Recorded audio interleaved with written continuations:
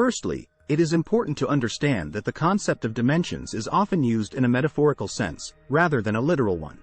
In this context, dimensions refer to different levels of consciousness, awareness, and perception. The third dimension is often associated with the physical world, where objects have length, width, and height, and time is perceived as linear.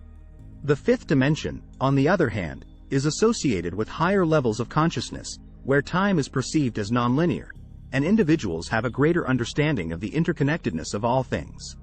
To transition from the third dimension to the fifth dimension, one must first begin to shift their consciousness and awareness. This can be achieved through a variety of practices, such as meditation, mindfulness, and spiritual exploration.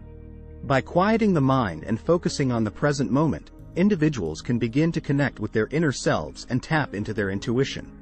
Once a person has begun to cultivate a greater sense of awareness, they can then start to shift their perspective and perception of the world around them. This involves letting go of limiting beliefs and societal conditioning that may be holding them back and opening up to new possibilities and ways of being. As a person's consciousness continues to shift, they may begin to experience a variety of spiritual phenomena, such as synchronicities, intuitive insights, and a sense of connection to something greater than themselves.